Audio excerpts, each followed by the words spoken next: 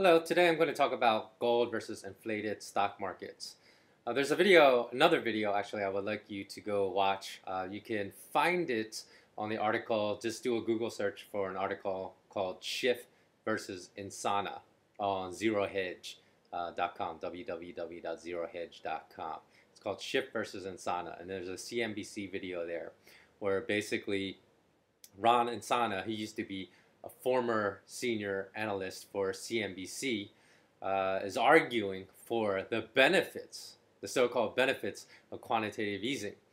And that's why I guess back in the day when I was still in the industry, we used to refer to CNBC as a cartoon network because all it does is spout propaganda of the bankers and really does a disservice, really serves as a disinformation channel rather than trying to spread any semblance of anything that resembles the truth.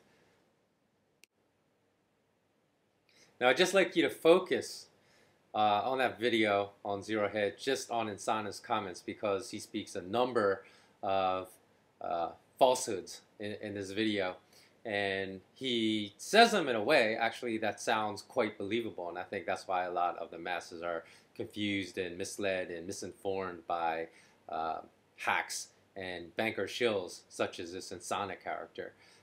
He goes on, first of all, he says that quantitative easing is a good thing for everyone because he said without quantitative easing, the U.S. stock markets would not have recovered 100%. He said they've made 100% gain since 2009, which is true until now, unless you reconsider, not looking at that event within a bubble, because what happened for the U.S. markets to have to recover by that much, they crashed by over 55%, first of all, from late 2007 to 2009. So what you had there was a highly distorted stock market bubble collapsing because these assets were way overvalued and distorted upward, and they came back down to the normal price, and then the Fed Reserve just reinflated them, distorted values again. So eventually in the future they'll crash.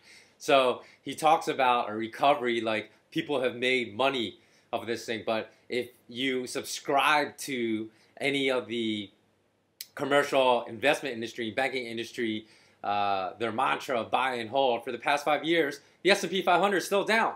It's still down. It's still a negative, I believe it's around negative 6% to date since June 2007 to now, so over 5 years.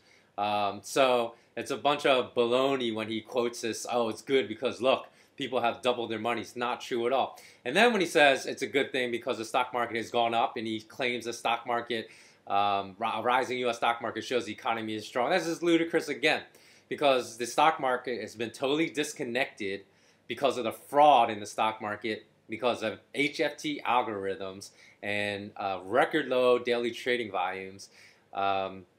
The stock market is allowed to be manipulated by the biggest streets on Wall Street, and that basically control 80% of all the daily trading volume. So it has nothing to do with reflecting a strong economy. How can you say that when the employment or the labor participation rate in the U.S.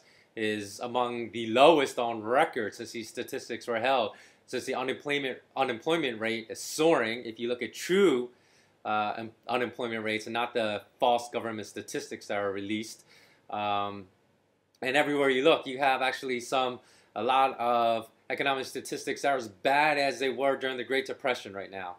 And so he's trying to sell you, just because the stock market has risen, that we have a great economy.